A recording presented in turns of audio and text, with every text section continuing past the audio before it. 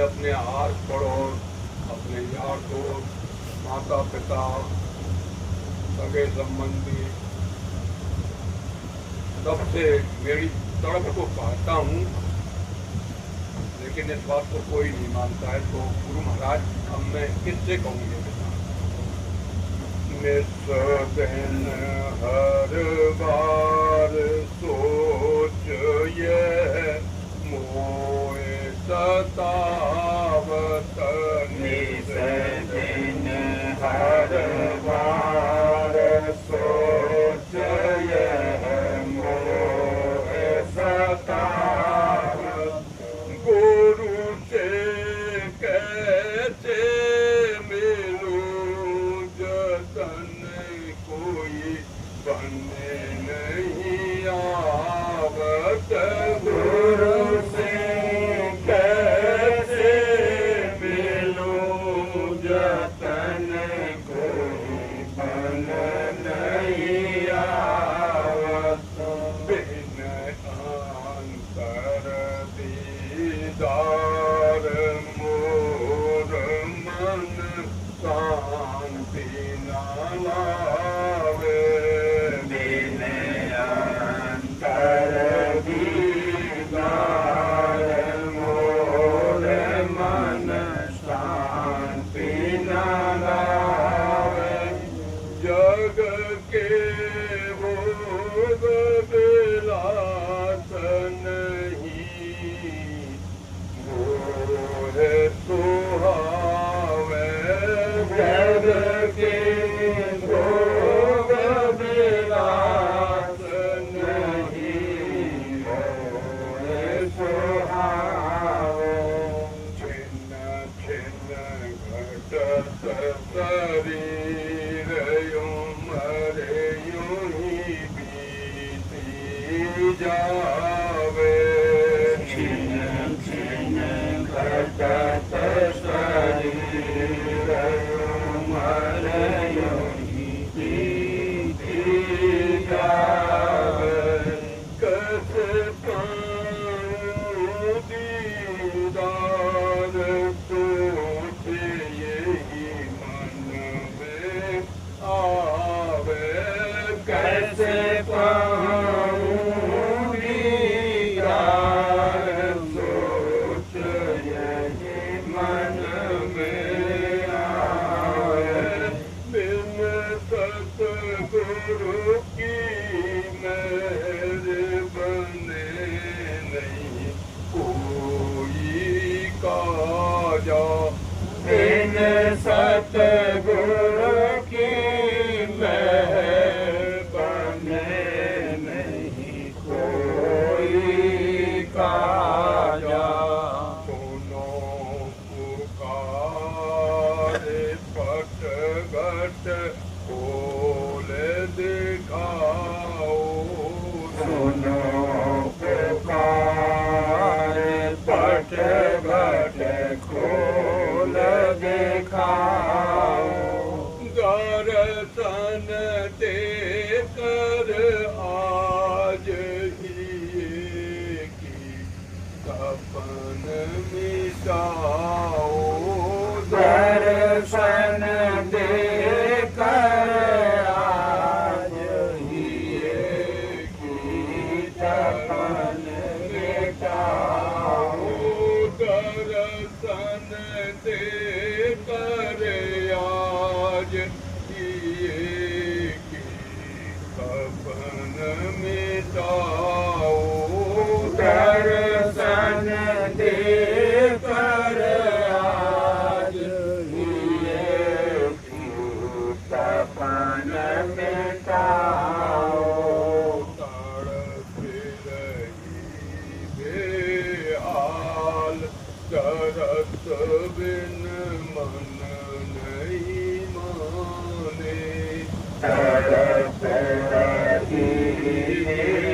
हाल दरस बिन मन नहीं माने। कासे कहूँ बिठाए दर्द मेरा कोई नहीं जाने। कासे कहूँ बिठाए दर्द मेरा कोई नहीं जाने। जय गुरुदेव।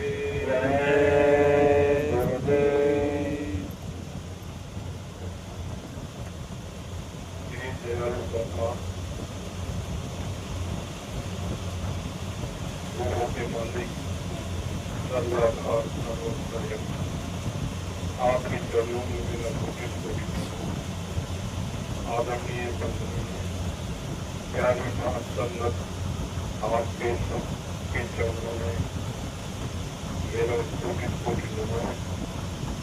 जय गुरुदेव।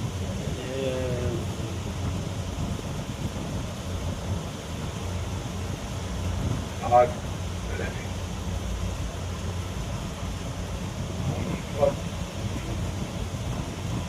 नियमानुसार हम इतवार को गुरु महाराज की कृपा से सब यहाँ पर आश्रम पर इकट्ठे होकर के गुरु चर्चा कर रहे हैं।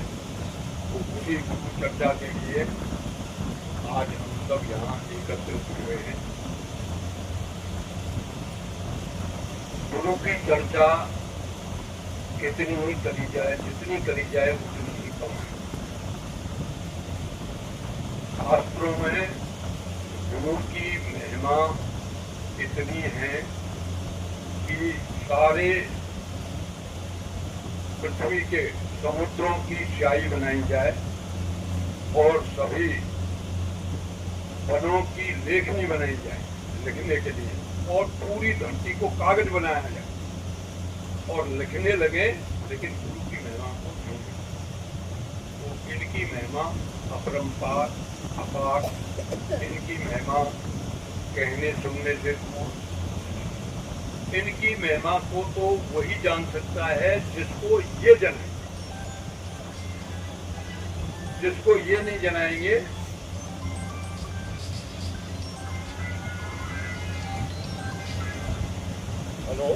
की महिमा का वर्णन नहीं किया जा सकता है। ये जिसको जनाए वही जान सकता है। हम तो अभी तक इनकी मौज में रहना भी नहीं सीखे, मांगते हैं इनसे बहुत ऊंची चीज और ये कहते हैं कि बच्चा मैंने तो खजाना खोल रखा है, आप लेते ही नहीं। हमने पात्र को उल्टा कर रखा है और हम सोचे बैठे हैं कि गुरु महाराज जो दे रहे हैं उसको सबको हम समेट करके रख रहे हैं। अब आप ये बताओ, किसी से कोई चीज लेनी है तो बर्तन सीधा होना चाहिए या उल्टा होना चाहिए? ऊपर से आसमान से अमृत बरस रहा है, आपको पता चल गया आज अमृत की बरसात होगी, तो भगोना सूदो धर के आएंगे कि उल्टो धर के आएंगे? सूदो धर के आएंगे तो हमें कटू आ जाएगा और उल्टो धरेंगे तो। और हम कैसे धर रहे हैं? उल्टो। और वो कह रहे हैं कि हमने सीधा रखा है। चतुराई हमने सीधा रखने की है, लेकिन भगोना हमने कैसे रखा?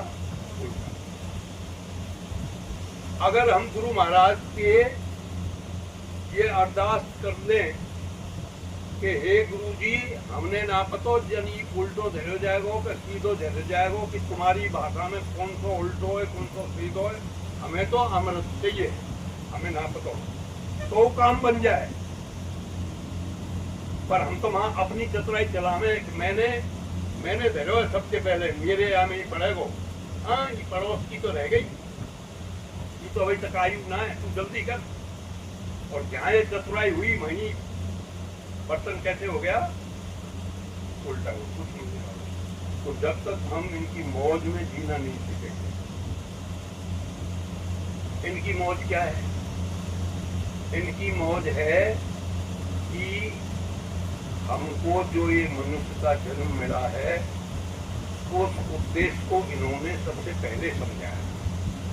सबसे पहले यही बात की कि ये जो मनुष्य जन्म आपको मिला है ये बहुत ही अमोलक है। अमोलक मतलब इसका कोई मूल्य नहीं है। यानी संसार की देखने में, सुनने में, सोचने में, देखने में, सुनने में, सोचने में जो वैभव आता है या जो साजो सामान आता है कीमती से कीमती, उसको दे दिया जाए तब भी ये मनुष्य का शरीर आपको नहीं मिलेगा।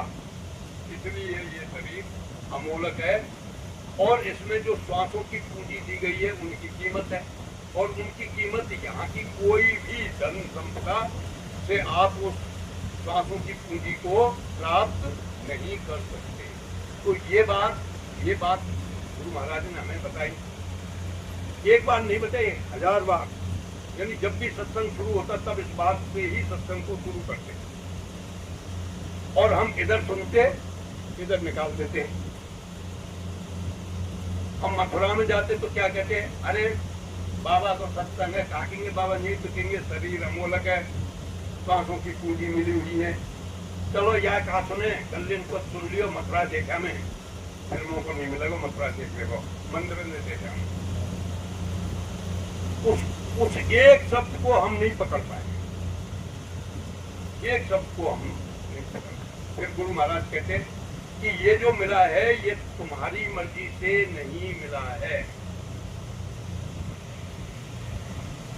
बड़ी मुश्किल से नर्तन है पाना, अपनी मर्जी से मिलता नहीं, अपनी मर्जी से नहीं मिला है। ये उस खुदा, उस परमात्मा या हमारे पुण्य कर्म या किसी संत महात्मा की दया से हमें ये शरीर मिला है। और इस शरीर का उद्देश्य बताया क्यों मिला है कि 84 लाख योनियों में केवल इसके अलावा और कोई ऐसी योनि, अरे इसको गांठ बांध लो, नहीं है कोई योनि। अगर आपको जाना है तो पक्षियों में जाओगे, तो तरीका भी बताया है गुरु महाराज ने कि ये मिल जाएंगे। ये जो भी दुनिया के भोग हैं या जो भी खुशी है जो दुनिया में मिलती है धन वैभव से, दौलत से, ये आपको हर योनि में मिल जाएगी। हर जीव का एक स्वभाव है, बार बार सत्संगों में भी बताते हैं, गुरु महाराज ने तो खूब बताया, सारे शास्त्र यही दोहराते हैं। हर जीव की ये विशेषता है आहार, निद्रा, भय में। इसी में हम आनंद ढूंढ रहे हैं। अच्छा सा भोजन मिल जाए, आज तो खीर बहुत गजब की बनी, थोड़ी देर में आहा होगा, फिर पेट में दर्द चलना शुरू हो जाएगा, गैस बनने लग गई, काई भैया परेशान है, रो गैस बन रही है, काई गैस बन रही, खीर ज्यादा खाओ जब तो स्वाद लगे हो, और पूरी खीर फिर गैस बनाने लग गई और बीमारी पैदा करने लगी। तो ये यहाँ का नियम है। या एक बार किसी चीज की आप रचना करो तो वो आपको बहुत सुंदर लगेगी। जैसे आप मकान बनाओ, नया मकान, तो आप मतलब सब कुछ भूल करके उस मकान को बनाएंगे, ना रात देखेंगे ना दिन देखेंगे, 24 घंटे उस मकान का भजन रहेगा।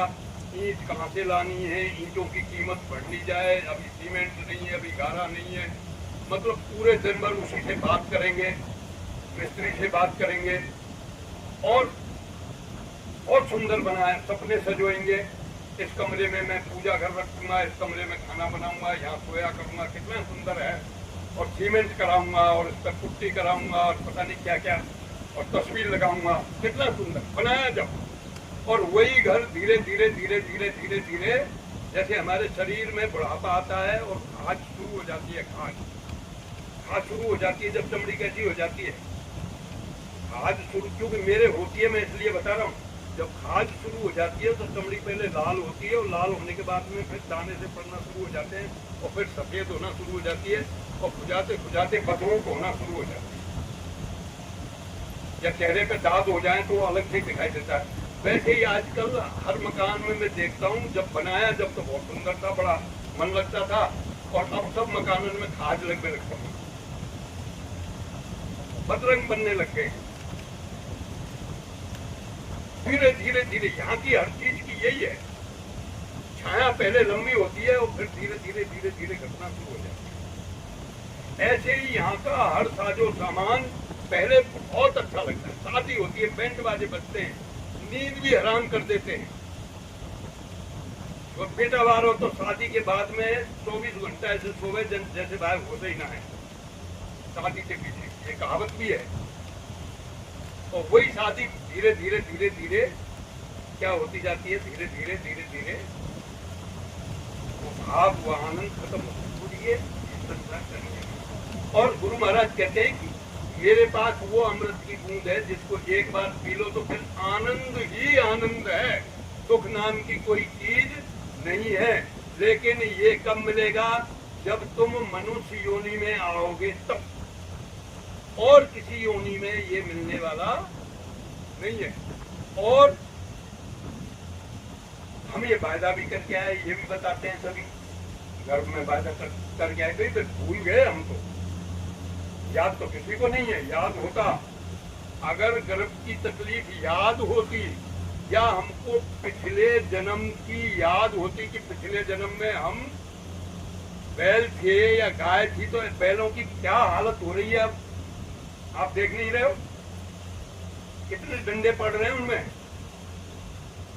और मान लो हम बैल से बन के यहाँ आदमी आए तो कितने डंडे खा के आए, और हमको बताया देख तू डंडे खा के आया है, अब की बार भजन कर लेना ताकि तू डंडे फिर से नहीं खाने पड़े। और फिर हम उन्हीं कामों को कर रहे हैं। फिर बैल को नंबर तो जन कब पड़े, वो मनुष्य का तो पढ़ना ही नहीं है। कीड़े मकोड़े बताया था एक बार सत्संग में कि सबसे पहले स्थावर योनि में जाता है, नरक भोगने के बाद, नरक योग भोगने के बाद पहली योनि मिलती है स्थावर योनि। स्थावर योनि को सब समझते हैं, कोई व्याख्या करने की जरूरत नहीं। स्थावर के बाद में बनते हैं कीड़े मकोड़े।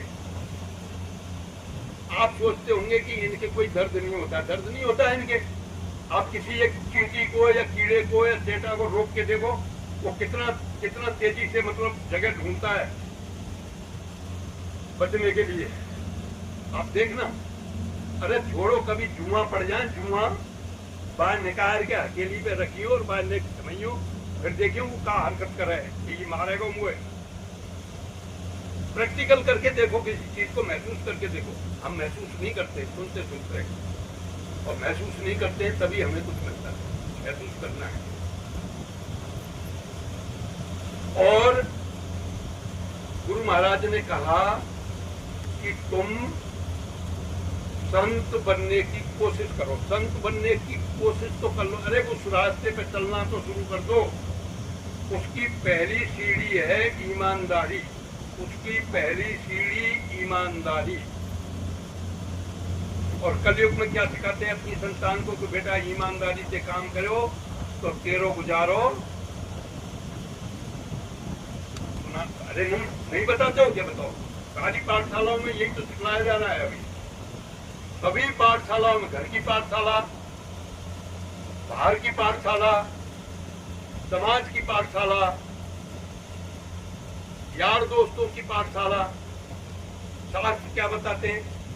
शास्त्र बताते हैं मित्रता। मित्रता कैसी होती है? मित्रता होती है कि कुपथ निवार सुपंथ चलावा। मित्र का क्या काम है? गोस्वामी जी ने रामचरितमानस में क्या लिखा है कि अगर किसी से दोस्ती है, कोई मित्र बना लिया, तो उस मित्र का काम है अपने मित्र को कुपथ निवार, कुपथ कहते हैं बुरा रास्ता, कुपथ माने बुरा रास्ता, बुरे रास्ते से हटाकर, निवार का मतलब हटाकर, कुपथ निवार सुपंथ चलावा, अच्छे रास्ते पर चलाओ। तो कुपथ निवार क्या है? कुपथ क्या है भाई? कुपथ है आप बेईमानी कर रहे हो, ये कुपथ है, क्योंकि आपको 84 में जाना पड़ेगा। आप किसी को धोखा दे रहे हो ये कुपथ है, आप कोई गलत प्लानिंग कर रहे हो ये कुपथ है, आप झूठ बोल रहे हो ये कुपथ है, यही तो है कुपथ। और हमने क्या लगा दिया, हमने उस कुपथ का मतलब ही कुछ और लगा दिया। दारू पीना कुपथ है, तो मित्र का काम है इसको इससे हटा करके अपने दोस्त को सही सलाह दे करके सही रास्ते पर चला। तो आप बताओ, दोस्ती बनी दारू के काजे रही है। इनकी तो ऐसी मीटिंग है, एक मतलब ऐसा ग्रुप है, उसको क्या बोलते हैं, स्टाफ। हाँ, आजकल एक नया शब्द चला है स्टाफ, कि मेरे स्टाफ को समझ जाते हैं अपने आप। इनके स्टाफ में ये कुत्ता भी आमे हैं, शराबी आदमी को कुत्ता कभी नहीं खाएगा, हाईवे वाला कुत्ता नहीं खा रहा, क्यों हुआ कि स्टाफ को पहचान लेता है वो, मेरे स्टाफ का नहीं खाता कभी। तो हमको जो शिक्षा मिल रही है वो असलियत में शिक्षा नहीं मिल रही है, कहाँ, संसार में। लेकिन संतों के पास जो हमको शिक्षा मिलती है उसको हम मानते नहीं। संतों के पास में जो शिक्षा मिलती है उसको सुनते तो हैं, बखानते हैं। जैसे मैं बोल रहा हूँ, मैंने सुना भी है और मैं बोल भी रहा हूँ, बड़े मीठे शब्दों में बड़े लहजे के साथ बोल रहा हूँ, मानता है। मानते नहीं तो तू सुनबो और बताएबो, कछु काम करो, किसी भी काम का नहीं है। वैद चितेरो पारखी हलकारा और कब्र, इनको नरक हमेश है और अनकू जब तब। वैद चितेरो पारखी हलकारा और कवि, 5 इनको नरक हमेश है और इनको जब तक। वैद्य कहते हैं जो दवाई देता है। अब बाकी भाव खराब हो गए। खराब कैसे हो गए कि या पे से पैसा है इसमें, गलत इंजेक्शन लग जाए कोई बात ना, पर 100 रुपया तो मिल जाएंगे, तो आपको नरक को जाएगा क्या सुरक को जाएगा। बने बना एक इंजेक्शन में नर्क तैयार है, बस एक इंजेक्शन लगाया बस, और बड़े मीठे उससे बोल रहा है। रोगी को क्या पता भाई कि ये इंजेक्शन काम करेगा नहीं करेगा, वैद्य को तो पता है। और बाने पैसा के लोभ में इंजेक्शन लगा दिया, ना वो फायदा कर रो ना नुकसान कर रो, नरक तो बना लिया बने। चितेरे का मतलब ये है कि जो आपको रास्ता बताता है और उसने गलत रास्ता बता दिया या गलत सलाह दे दी। और आजकल तो ऐसा हो रहा है, मैं देख रहा हूँ, सही सलाह कोई दे ही ना है। सही सलाह देती तो ऐसे समझे कि जैसे तो मेरी पीको जी ले जाएगा पूरे ही, तो भैया नरक का रास्ता बना लो। वैद चितेरो पारखी का मतलब है जो चीजें जानता है और उन चीजों को छुपा रहा है। जैसे भाई हीरे की परख कौन जानता है, चोरी। अब आम आदमी तो जानता नहीं हीरे की परख को, और उसको बोल रहा है अरे बेकार है, कहा है का दिन को है, 10 रुपया ले जा, उसको तो बोलते हैं पारखी। तो वो नरक में जाएगा स्वर्ग में जाएगा। अरे जितनी कीमत है उतनी दे दे भाई, तू अपने हिस्सा को रख ले, तो मतलब पूरे ये हजम कर जाए तो फिर कहाँ जाएगा। वैद चितेरो पारखी हलकारा, हलकारा मतलब जो आवाज लगाने वाला है, और वो उसने गलत आवाज लगा दी। भैया वहां चले जाइयो, वहां मेलो लग रहा है और झूठ मांस को आवाज लगा दी। या कभी कभी गलत काम ऐसे करने वाले होते हैं कि शादी वादी कछूना है, छोरी ना है, और सगाई कराए और नोटो उधर दियो, बरातों को कर दियो, और पूरा तमाशो देख रहे हैं, बारात आ गई और वापस जा रहे। ऐसे ऐसे केस भी हमने देखे हैं। लड़की है नहीं और सब काम करती है, फर्जी उसको बोलते हैं, तो उसको नरक नहीं मिलेगा। वैद चितेरो पारखी हलकारा और कभी कविता अगर गलत कर रहा है, क्योंकि उसका प्रभाव पड़ता है, या कहने वाला जो कह रहा है, जैसे मैं कोई गलत चीज कहूँ उसका प्रभाव पड़ता है। अनजान में कोई बैठ जाए, आप तो सब जानकार है, अनजान में बैठ जाए, अरे भाई ये तो बहुत ज्ञानी है और मेरी बातन पे वो विश्वास कर ले और मैं बाकू गलत सलाह दे रहा हूँ और भाई काम है वो करवे लग पड़े, तो सबसे पहले नरक कौन हूँ मैं? मुझे नरक। तो यहाँ बैठ करके बोलना ये बहुत बड़ाई वाली बात नहीं है, पर ये तो हम आपस में गुरु महाराज की चर्चा कर रहे हैं, तो चर्चा करने में कोई बात नहीं। तो हमें भक्ति प्राप्त कैसे करनी है? भक्ति प्राप्त जब तक हम गुरु महाराज की भक्ति को प्राप्त नहीं करेंगे जब तक हमारा काम बनने वाला नहीं है, क्योंकि ज्ञानी आदमी है घमंड बहुत जल्दी हुआ। ज्ञान की धार, ज्ञान की, हाँ, ज्ञान जो है कृपान की धार के समान है, कभी भी मतलब पैर बदल सकता है उससे। लेकिन भक्ति एक ऐसी है जो हमें शरणागत सिखाती है। इसके लिए एक गोस्वामी जी ने रामचरितमानस में, आप बड़ी अच्छी तरह से उसको जानते हैं, सबरी की भक्ति, सबरी का आख्यान जो है प्रसिद्ध है। भगवान राम सबरी के आश्रम में पहुंचे तो उनको नवदा भक्ति का उन्होंने ज्ञान दिया। सबरी का बैकग्राउंड क्या था? सबरी का बैकग्राउंड हम ऐसा सुनते हैं, मैंने पढ़ा तो नहीं लेकिन सुना है, दंत कथा समझ लो या वैसे कोई पुराण में होगा वो समझ लो, कि ये लड़की जो है एक भील की लड़की थी और इसके संस्कार बहुत ऊंचे लेवल के संस्कार थे। इससे एक चीज का पता चलता है कि परमात्मा की जो शक्ति होती है, यानी आत्मा, जो संस्कारवान आत्मा है, वो किसी की माँ की कोख से जन्म ले सकती है। इसमें जाति, कुल, खानदान, मर्यादा ये कोई मायने नहीं रखती। ऐसे उदाहरण मिले, क्योंकि सबरी ने तो भीलनी माँ से जन्म लिया। भाई भील की माँ से, अपनी माँ, उसकी माँ थी भीलनी, तो भीलनी की लड़की थी सबरी, उसकी माँ से जन्म लिया, लेकिन वो संस्कारवान आत्मा थी।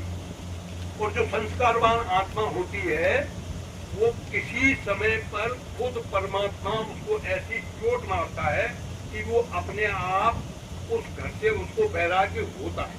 अगर आप महापुरुषों के संस्मरण पढ़ेंगे, सुनेंगे और देखेंगे तो आपको पता चलेगा कि उनको एक निश्चित समय तक ये पता ही नहीं है कि मैं इस ऊंचाई पर पहुंची हुई आत्मा हूँ। अब गोस्वामी जी को ही ले लीजिए। भाई गोस्वामी जी कब संत बने? पूरा ऐसा आख्यान आता है कि जब इनके माता पिता मर गए, मूल नक्षत्र में पैदा हुए माता पिता इनके मर गए बचपन में ही, तो साधु संतों की मंडली में इनको पाला पोसा, ब्राह्मण जाति से थे। और बाद में इनको अपने गांव में जाकर के एक कन्या के साथ में इनका विवाह हो गया और उस कन्या पर ये इतने आशिक हो गए, मतलब अपनी पत्नी पर, कि पत्नी के बिना इनका एक क्षण भी नहीं निकलता। और जब पत्नी अपने गांव गई पीहर में, तो बरसात के दिनों में उसी रात पीछे चले गए अपनी पत्नी के पीहर में, मतलब पत्नी की अपनी ससुराल में चले गए। और रात का समय था और पीछे सर्प लटका हुआ था, ऐसा बताते हैं, सर्प लटका हुआ था और सर्प से चढ़ करके और ऊपर इनकी पत्नी सोई हुई थी। रात को वहां पहुंचे और पत्नी ने पूछा, भाई यहाँ इस रात को कैसे आया कैसे? नदी बीच में पड़ती है, नदी को कैसे क्रॉस किया? कि उसने कहा कि नदी को तो मैंने क्रॉस कर लिया अंधेरे में, कोई था ऐसा लकड़ी वगैरह, लेकिन उसमें से दुर्गंध बहुत आ रही थी। तो उसकी पत्नी समझदार थी, समझी कोई न कोई लाश होगी और उसके सहारे ये तैर करके आ गया। और तू चढ़ा कैसे? अरे तेने बंदोबस्त कर रखा है, झूठ बोल रही है, चढ़ने का बंदोबस्त तू कर रखा है तेने, और फिर भी पूछ रही है कि कैसे चढ़ा? रास्ता तो डाल रखा था तेने। तो उसने लालटेन से देखा तो सांप लटका हुआ, यानी दो बार मौत से बचा। कामासक्त व्यक्ति को ये पता नहीं रहता है कि मेरे चारों तरफ मौत घूम रही है, सोच क्या हो। तब उसकी औरत ने, उसकी पत्नी ने ताने मारे, क्योंकि वही टाइम था चोट लगने का। परमात्मा ने उस पत्नी के द्वारा ताने मारे, और ताने मारते ही उसी दिन से गोस्वामी, आज गोस्वामी बन गए, संत बन गए। तो एक निश्चित समय होता है, जगने का भी निश्चित समय होता है, बचपन से ही नहीं दिखता है, जगने का निश्चित समय होता है, लेकिन उसके लिए मेहनत करनी पड़ती है। गुरु के पास गए, गुरु दीक्षा ली, गुरु दीक्षा लेकर के अगर जैसे आजकल के साधु संत घूमते हैं, भंडारे में स्वाद लेते हुए घूमते, तो कछ नहीं मिलता। मेहनत की, कठोर, जैसे गुरु ने बताया उस तरीके से कठोर मेहनत की, और उस कठोर परिश्रम से फल ये मिला कि परम संत बन गए, संत बन गए। और रामचरितमानस की रचना, तो उन्होंने सबरी के बारे में क्या लिखा कि सबरी के बारे में, ये सबरी लड़की कैसी थी, जब सबरी अपने घर से भागी तो उनके गुरु के पास में गई। अब उस समय जाति प्रथा थी, तो पहले तो बेचारी वो छुप के रही, डायरेक्ट आश्रम में नहीं जाने दिया जाता था भिलनी को, भील या नीची जाति को डायरेक्ट आश्रम में कोई जाने नहीं देता था, तो वो छुप के रही।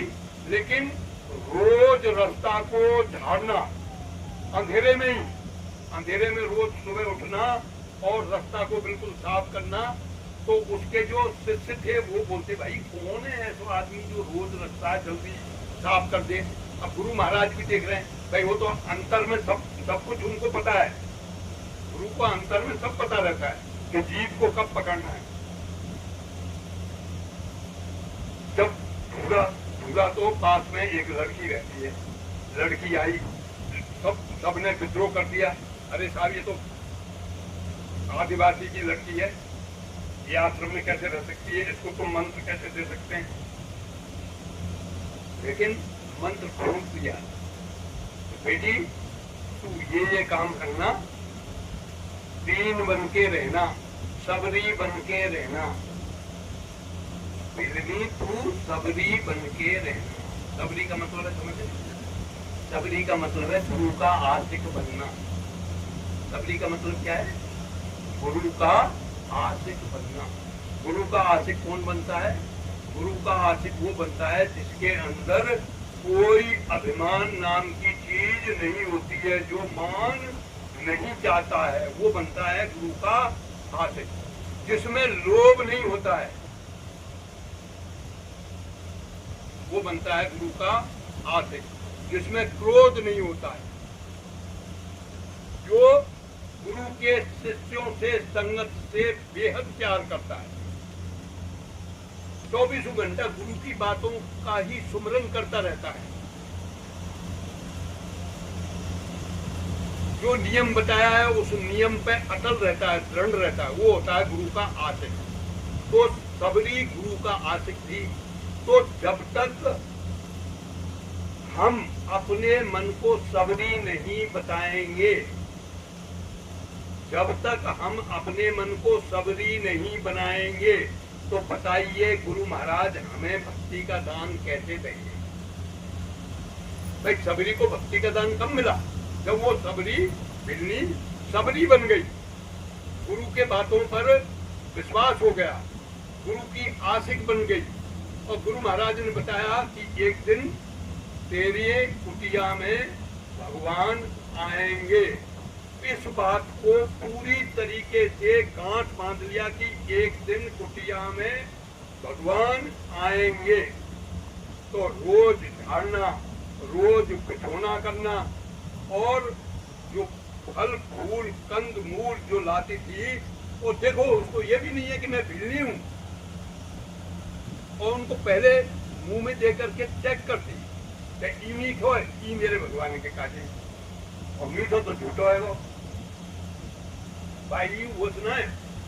अरे इतना पागलपन, जनता क्या कहेगी भाई, बाहर की जनता उसको क्या कहेगी जो किसी अतिथि को पहले चाक के और फिर दिए बातें तुम काकेंगे, धर्म धर्म भ्रष्ट कर दियो मेरा, पागल पागल ही तो कहेंगे उसको।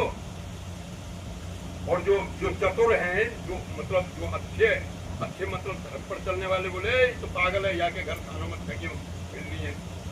क्योंकि तो बेरन ने या और कोई कंदमूल है उसको पहले चाटती थी, कहीं खट्टा तो नहीं है, मेरे भगवान कहीं नाराज तो नहीं हो जाएंगे, मीठा मीठा उनको। बताइए कितना पागलपन था, कितना गुरु। तो जब तक हम मन को सबरी नहीं बनाएंगे तो भक्ति हमें जागृत नहीं होती। गुरु महाराज हमें भक्ति जागृत नहीं कर सकते हैं। पहले हमने अपने मन को सबरी बनाना है। कथाएं बहुत सुनी है सबरी, पर मन को कभी सबरी नहीं बनाया। अरे बना के तो देखो एक बार।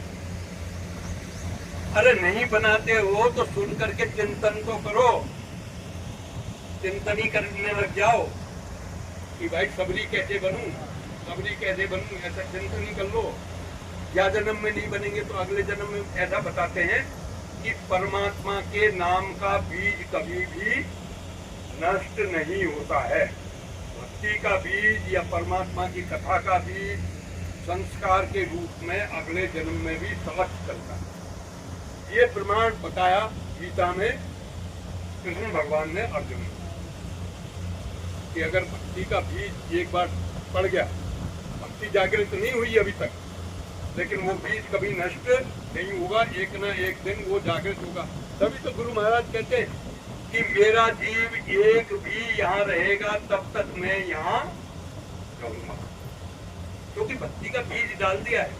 तुम क्या कितनी नालायकी करो, पीट कूट के बाबा तो ले ही जाएंगे, तो अब ही पिट लियो। दोस्त तो बहुत कर लिए दुनिया भर के। भाई मैंने किया है वो मुझे मालूम है और किसी को पता नहीं। मैंने जो किया है मेरे अलावा और किसी को पता नहीं। तो मुझे पता है, मुझे तो रोना आता है, इतने पाप कर बैठा। और फिर देखो इनकी दया देखो कि उन पापों के होते हुए भी इन्होंने मेरा हाथ पकड़ा। ये कम दया है इनकी कम दया है क्या? हम अपने अंतर में झांकेंगे जभी तो पता चलेगा कि हमने कितने कुकर्म किए हैं, और कुकर्म किए और फिर भी इन्होंने पकड़ रखा है हमको, और फिर भी हम इनकी दया नहीं मान रहे। और ये बोल रहे हैं कि तुम अगर बिल्कुल शांत सबरी बन जाए, सबरी मतलब तुम मेरे आशिक बन जाओ, तुम गुरु के आशिक बन जाए, मोह को छोड़ दें, मान को छोड़ दें, क्रोध को छोड़ दें और सबसे प्यार करना शुरू कर दें, मन में कोई लहर ही नहीं उठे क्रोध की। अगर किसी ने गाली भी दे दी तो उसको भी सहन कर लें और संत की प्रवृत्ति को धारण कर लें। संत की प्रवृत्ति कैसी होती है? एक समझदार भक्त, उसको किसी संत को ही भोजन कराना। उसने कहा कि भाई संत को मुझे भोजन कराना। भोजन किसको कराना है? संत को। और अगर कोई असंत भोजन करेगा तो बाको पाप हुए लगेगा। अब पहचानू कैसे? संत की पहचान क्या है बताओ? वेशभूषा से नहीं पहचाना जाता, स्वभाव से भी नहीं पहचाना जाता। और आजकल साधु घूम रहे हैं, ब्राह्मण घूम रहे हैं, तो आप कैसे संत को कैसे पहचानेंगे? तो उसकी पत्नी बोली कि भाई कैसे पहचानोगे? अरे तुम भोजन बनाओ। आज मैंने ठान लिया है कि आज मैं संत को ही भोजन कराऊंगा और किसी को भोजन नहीं कराऊंगा। अब भोजन बना दिया। अब एक साधु था सरल स्वभाव वाला, उसने देखा कि हाँ इसमें संत जैसे लक्षण हैं, पर पता कैसे चले कि ये असली संत है? तो उसको निमंत्रण दे दिया कि बाबा भाई तेरो हमारे घर में कल खाना। बड़े मीठे उसमें प्रार्थना अनुनय विनय के साथ अब महात्मा जी को बुला लाया और पहले गोबर से आंगन को लीपा, और आंगन को लीपा तो गुरु महाराज ने अपने घरानू बिल्कुल वहीं रखे जहाँ गोबर से लिपा हुआ था, तो उस पर बिगड़ गया साधु पे। अरे तू खानो खावे आएगो और तू ऐसे वो घोषणा है कि जूता काम करने चल आगे आते। अब साधु जो है वापस हो गया। भाई साधु क्या कहता है, उसने कहा कुछ नहीं, तो वापस हो गया। जब वापस हुआ तो उसकी पत्नी बोली, अरे कहीं ऐसे बोलते बाबा ला बुला के, बाबा वापस बुला के ला, भोजन करेंगे। तो बाबा फिर गए, अरे बाबा चल कोई बात ना है, तेरे उतार दिए तो कोई बात ना है, तू वापस चल। बाबा ने कह भैया चल वापस आ गो। बाबा जब बैठायो तो फिर बाबा की बेइज्जती कर दी माने, और बाबा से कही कि बाबा तू ना खावे ला, खड़ो है जा। फिर उसकी पत्नी ने कहा, अरे ये खानो बेकार जाएगो और तेने थाली पे तो उठा दियो, बेशरम शर्म ना है तो चिल्ला बुला के। फिर बाबा लाया बुला के और बाबा फिर बैठ गो। बाबा ने कहा तू नहीं कही बातें, को 3 बार इस तरीके से किया। तब उसने कहा भैया कि तो कोई संत है, आप तो खानो बढ़ाने को। अब बताओ कोई ऐसा महात्मा कोई अकेला ऐसा महात्मा जाके 3 बार बेइज्जती कर दे घर में और तू खानो खा जा करे। महात्मा ने छोड़ो, हमने तो छोड़ो, कोई संत भेष में है तो चल लें तो श्राप और दे जाएंगे, चल ऐसे मंत्र फूकेंगे और घर फूक जाएंगे वाकई। पर वो भी तो